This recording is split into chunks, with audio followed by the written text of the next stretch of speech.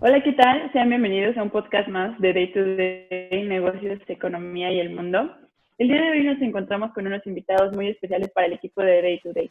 Nuestro primer invitado es licenciado en Pedagogía, tiene una maestría en formación docente, cuenta con un diplomado en competencias docentes a nivel superior por el Instituto Politécnico Nacional y asimismo un diplomado en competencias docentes a nivel medio superior.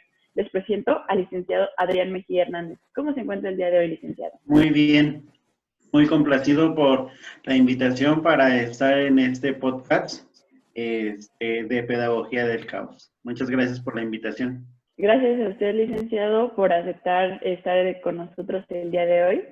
También tenemos la presencia de María Guadalupe Velázquez García, estudiante de la carrera de Pedagogía, cursando el cuarto semestre en la Universidad San Carlos. ¿Cómo te encuentras el día de hoy, Guadalupe? Pues me siento muy emocionada por esta nueva experiencia y pues gracias por su invitación y su espacio. Gracias a ti, Guadalupe.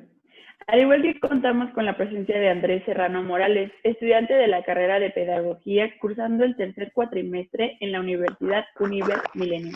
¿Cómo te encuentras, Andrés? ¿Qué tal, Vania? Muy feliz y agradecido por estar con los ponentes aquí presentes e internautas que nos sintonizan en esta ocasión.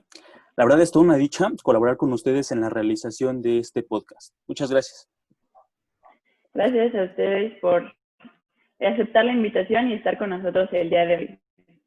Bueno, para comenzar, se sabe que los paradigmas educativos tradicionales se caracterizaban por estar centrados en el profesor más que en los alumnos. Lo importante era que el alumno memorizara todo lo que el profesor exponía. El proceso de enseñanza-aprendizaje estaba cerrado en la memorización de conceptos reduccionistas y en la selección fragmentaria del conocimiento. ¿Y qué ocurre con la nueva escuela? Es en este tiempo donde la tradicional ya no satisface las necesidades de una sociedad globalizada, interdependiente y compleja. Y en este contexto es donde emerge la primera pregunta, licenciado. ¿La metodología educativa actual está funcionando o solo es imaginación? Bien, lo que tú mencionas es bien interesante, Vania, porque, pues actualmente se supondría que deberíamos estar viviendo en una escuela nueva, aplicándola ya en los centros educativos. Sin embargo, pues nos damos cuenta que la nueva modalidad del sistema, pues sí está costando mucho trabajo en los centros escolares, esto debido a que no se está cumpliendo como debe de ser. Nosotros debemos de entender desde un posicionamiento de Obaduña, en esta pedagogía prefigurativa, las relaciones y las condiciones de igualdad. O sea, debería de ser uno de los primeros principios que nosotros deberíamos de seguir en esa escuela nueva. Sin embargo, nos damos cuenta que en ese aspecto de la igualdad, pues no se cuentan con todos los elementos necesarios para poder trabajar y desarrollarse dentro de la escuela, ya que a nivel contextual en nuestro propio país, vamos a determinar que de acuerdo a las zonas geográficas y a los estados, pues no cumplen con los elementos necesarios para poder desarrollar esta educación. Las implicaciones de relaciones entre las vividas que van a desarrollar entre los alumnos y los docentes, así como con la familia, en el sentido de solidaridad, vamos a entender que entonces viene una ruptura, porque aquí la familia ha dejado de cumplir con el rol que le toca, en el sentido de educar a sus hijos para que entonces en la escuela pues únicamente se les enseñe de manera académica. Ajá. Foucault en las relaciones de poder menciona que la escuela debería de cumplir una formación académica únicamente y la relación de educación debería de ser por parte de la familia. Sin embargo, es algo que no lo estamos llevando en este momento, estamos viendo muchas carencias a nivel familiar. Las relaciones de poder que se tienen que transfigurar y transformar en lo que ya se vive. Los centros escolares no deberían de ser estatus jerárquicos donde nosotros vemos a un director como un ser superior, sino más bien verlo como un ser que está para apoyarnos, está para colaborar con nosotros y debería de impulsarnos para el desarrollo que deberíamos de trabajar. Esto nos lleva entonces a entender que van a existir tres imaginaciones. Ajá. Y esas imaginaciones pues están determinadas por el pensar de la educación, o sea, cómo se piensa. Y entonces la primera imaginación que nosotros nos vamos a encontrar va a ser la imaginación política. Y esa imaginación política es la facultad de imaginar Ajá, la organización que se va a tener de manera social adecuada en el sistema educativo, ¿sí? O sea, entonces nosotros deberíamos de partir para que podamos entender que el sistema social va a establecer cuáles son los parámetros que nosotros debemos de tener en la parte social. Aplicándolo en el sistema educativo, vamos a ver entonces que es un marco de la innovación donde no se lleva. O sea, se supondría entonces que deberíamos de entender que la política educativa debería de estar enlazada para el desarrollo académico adecuado.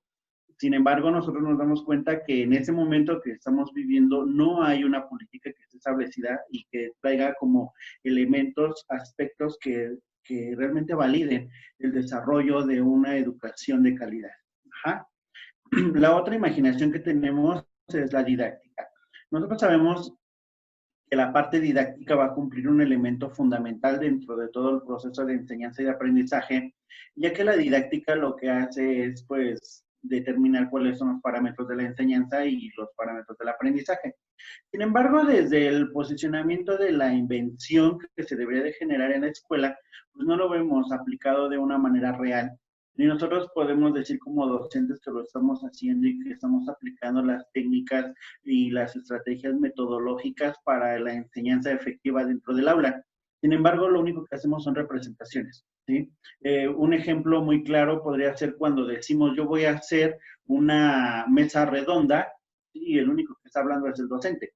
Entonces ahí viene una parte de la imaginación donde yo creo que estoy aplicando una estrategia que me va a permitir que todos los alumnos cooperen, que todos los alumnos intervengan en ese proceso, pero el único que está apoyándose en lo que está diciendo es el docente, nadie más. Ajá, entonces ahí tenemos una parte de la imaginación. Y la otra imaginación es la enseñanza pedagógica. Fíjate que esta enseñanza pedagógica va a ir en función a la del aprendizaje, los roles que desarrollan los docentes y los alumnos. Entonces, se supondría que en esa escuela nueva que tú mencionabas, el docente debería de ser un mediador de todo el proceso de aprendizaje, de enseñanza, y el alumno debería de aprender de una manera autogestiva. Y entonces aquí la pedagogía autogestiva lo que va a hacer es que el alumno construya sus propios aprendizajes a través de sus espacios, de sus momentos, de las habilidades que posee, para que entonces pueda él desarrollarse de manera autónoma. Sin embargo, nos damos cuenta que en la actualidad, muchos alumnos no lo están haciendo. Entonces aquí la parte de la pedagogía prefigurativa dice, debería de ser en condiciones de igualdad. Si nosotros nos vamos a esa parte del imaginario que establece Castoriadis, no se está cumpliendo, no se está llevando y simplemente estamos haciendo representaciones del avance y de lo simbólico que nosotros creemos que aplicamos.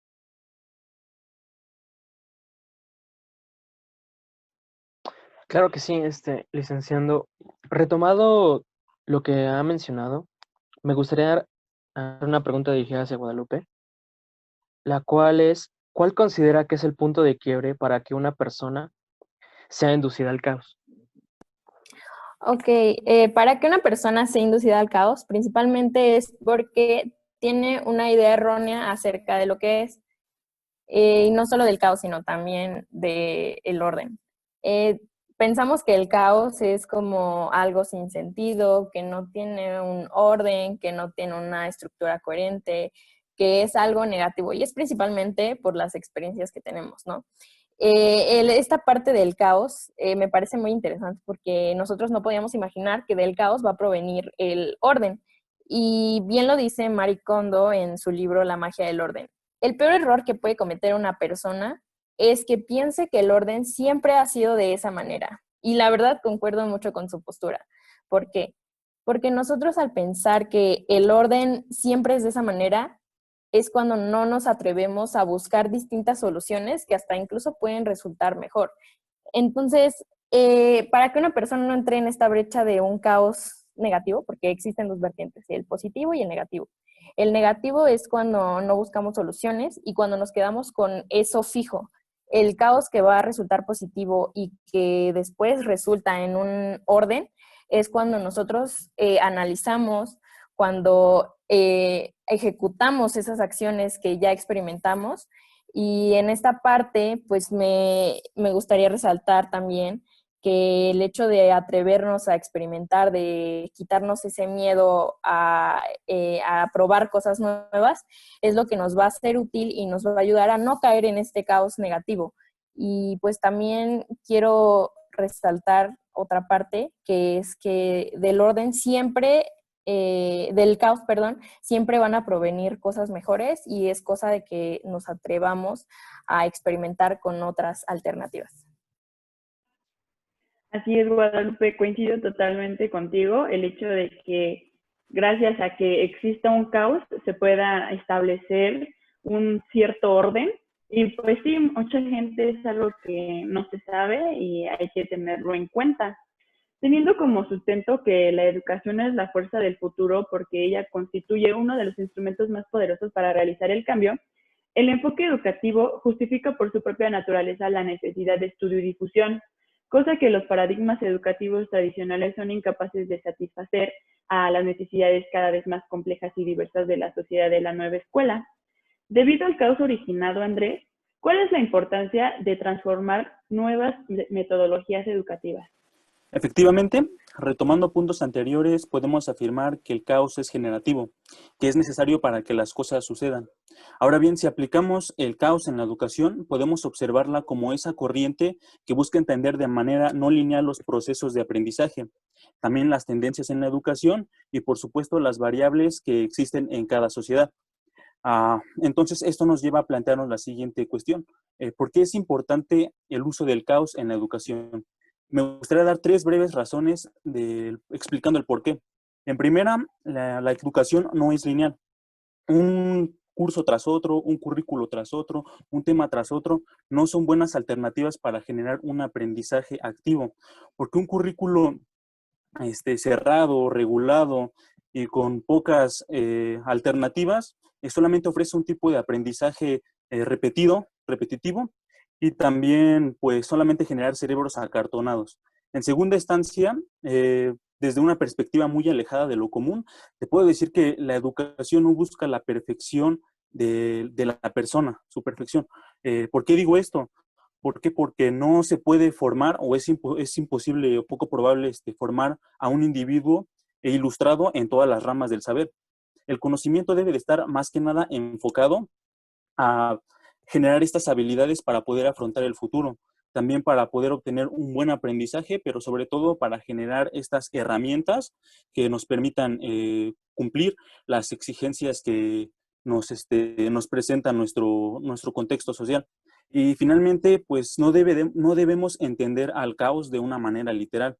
Debemos de entender al caos como un concepto que se abre a generar nuevas posibilidades de crear nuevos tipos de conocimientos, nuevos tipos de aprendizaje y nuevas educaciones.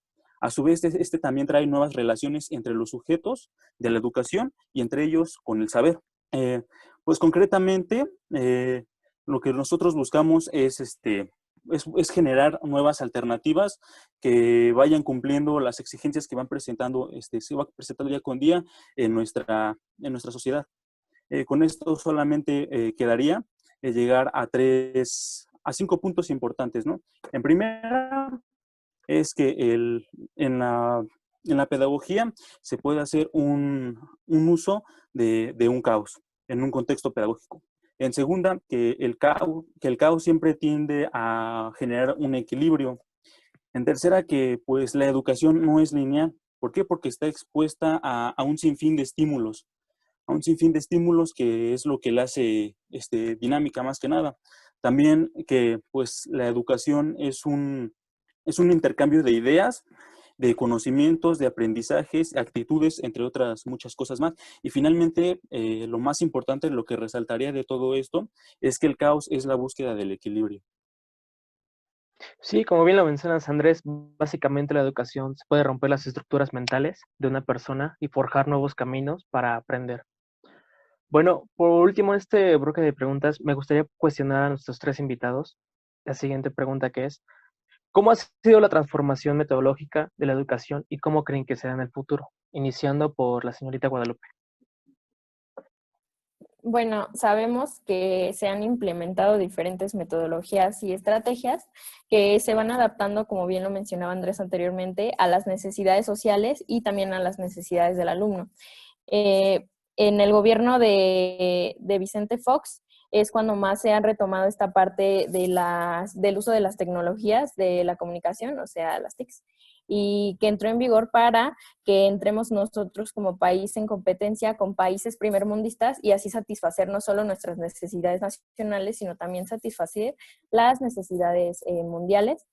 Y actualmente sí puedo considerar que como sociedad somos muy dependientes a la tecnología, pero el uso de estas herramientas digitales en estos momentos de contingencia nos están siendo muy útiles, principalmente para continuar con esta brecha del proceso de enseñanza-aprendizaje.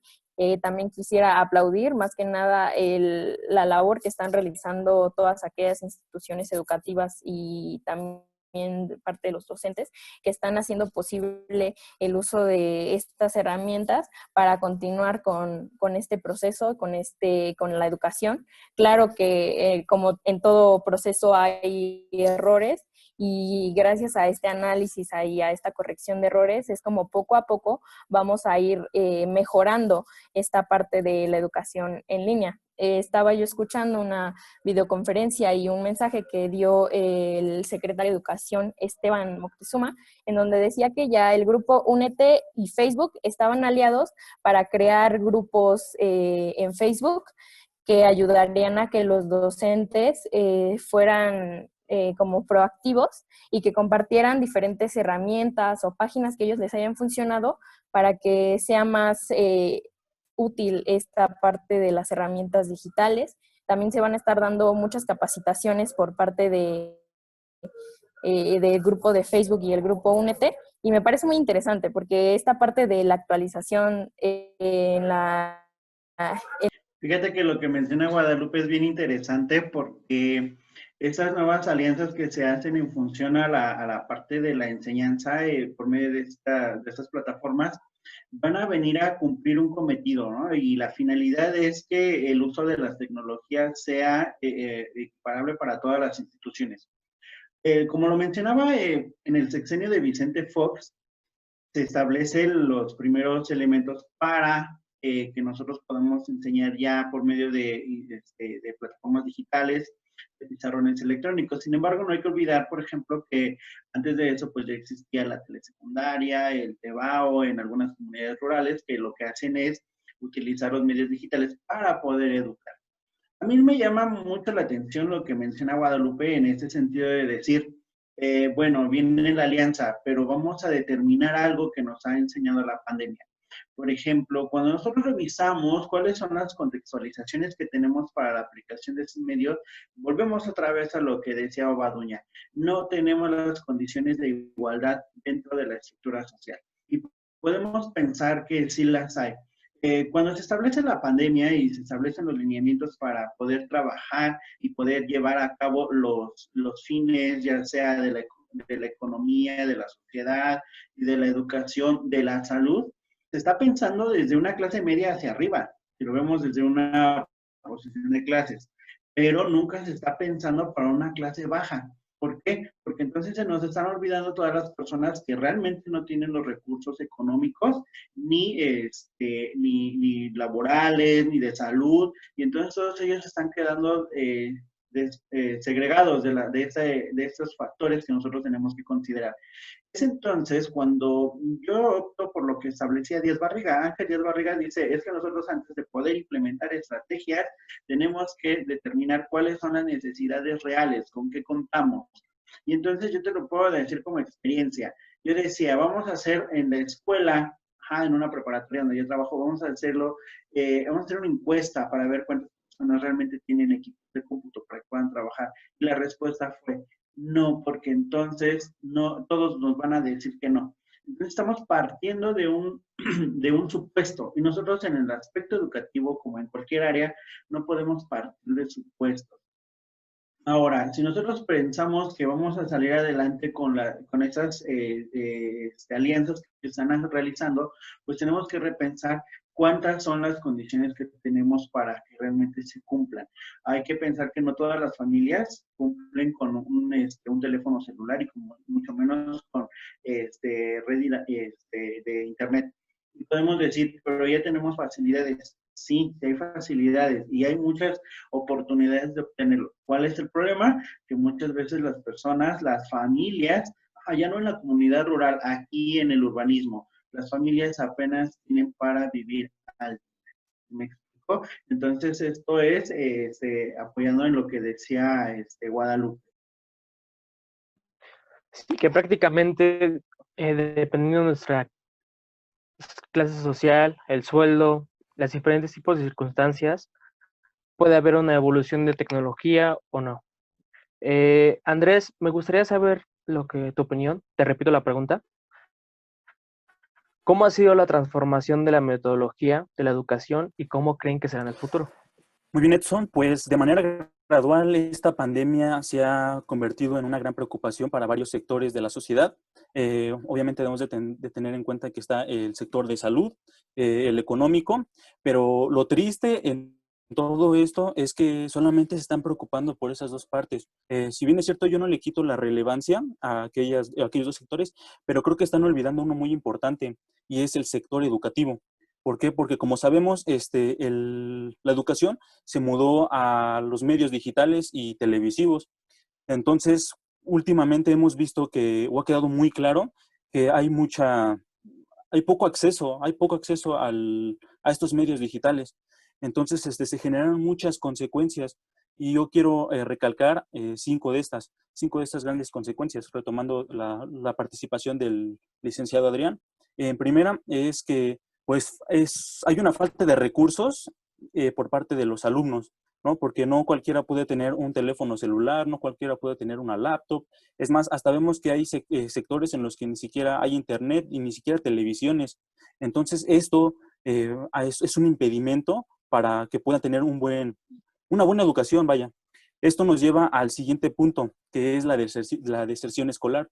Como sabemos, pues al no contar con ese tipo de recursos y al mismo tiempo también de una escasez de economía, pues no hay los recursos suficientes para poder pagar todo esto. Entonces también estamos viendo una grande tasa de deserción escolar. Sinceramente esto también me preocupa demasiado porque he visto a varios compañeros y varios amigos que han sido víctimas de esto. También podemos ver la falta de preparación de los profesores, ¿no? Y no les estoy culpando, no los estoy tachando, no, al contrario, les aplaudo porque hacen lo posible por tratar de adecuarse a estos medios, pero creo que se debe de prestar más atención a capacitar a los profesores por medio de talleres y cursos digitales para poder tener mejores usos y manejos de estas nuevas tecnologías. También poder recalcar la falta de preparación de los padres. Como estamos viendo hoy en día, los padres no están preparados para tener para poder ofrecer una buena educación a sus hijos en casa. De hecho, hasta muchas veces vemos que se desesperan, se ven muy atareados y es completamente entendible, ¿no? ¿Por qué? Porque no están acostumbrados a tener tanto tiempo a sus hijos en casa, pero sobre todo, pues no cuentan con estrategias o métodos de aprendizaje para poder comunicarles esta información. Y finalmente creo que también entra lo que es la discriminación a los alumnos con necesidades especiales. Es uno de los sectores más perjudicados. ¿Por qué? Porque este tipo de alumnos necesita mayor ayuda por sus habilidades, ¿no? Por sus habilidades cognitivas, necesitan de más cuidado, necesitan de más atención para que puedan estimular su aprendizaje. Y por estos medios, pues es muy poco probable que eso se lleve a cabo. Yo pienso que después de esta pandemia, cuando todo esto cese por fin, la educación no va a ser la misma y se va a cobrar más importancia a la labor que hace el docente. Y deberán existir más capacitaciones, más talleres para que estos profesores puedan tener mayor uso de los medios digitales, y no solamente a los profesores, y también los alumnos, porque no sabemos cuándo se puede volver a presentar una situación así. Y también simplemente por innovación, porque nosotros siempre debemos de estar actualizados, siempre debemos de estar a la vanguardia. Claro, Andrés, concuerdo totalmente contigo en la parte de que Debemos de ser proactivos y prestar más atención en el aspecto de la tecnología, y claro está que entre más estemos preparados nosotros, también les exigimos más a los maestros que se preparen con las tecnologías o con cualquier tema. Estamos llegando al final de este podcast, por lo cual pasaremos a la ronda de conclusiones y comenzamos contigo, Guadalupe. Ok, bueno, antes que todo, agradecerles de nuevo por el espacio brindado y bueno, invitar a toda la gente que está viendo este podcast a que valoren un poco más la labor de todo el sistema educativo en estos momentos. Sabemos que estamos en una situación bastante difícil en la que nadie está exento de tener dificultades, pero poco a poco siendo optimistas y más que nada apoyando y buscando soluciones, vamos a salir muy pronto. Creo que la labor del docente es poco valorada en general.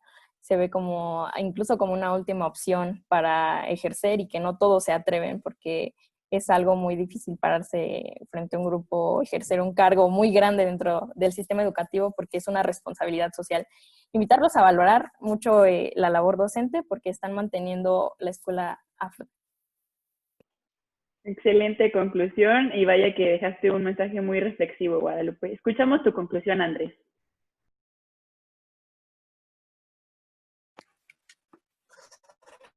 Pues finalmente me queda exhortar a todo nuestro gente a que hay muchas cosas que arreglar y hay que poner más esfuerzo de lo requerido. No sabemos cuándo puede volverse a presentar otra situación como esta, y por esta razón, mediante el uso del caos, debemos encontrar nuevas formas de reestructurar los contenidos educativos y adecuarlos a los nuevos esquemas que hay a nuestro alrededor, pensando siempre en las exigencias que hay en nuestro contexto, porque siempre debemos de recordar que la base o el pilar de una buena sociedad se halla en la educación. Así es, Andrés. Entre mayor educación haya, un gran avance se va a ver en la sociedad. Licenciado, por favor, su conclusión. Claro que sí. Nuevamente reiterar mi agradecimiento a Day to Day, ustedes que están en este momento, y pues a toda la audiencia.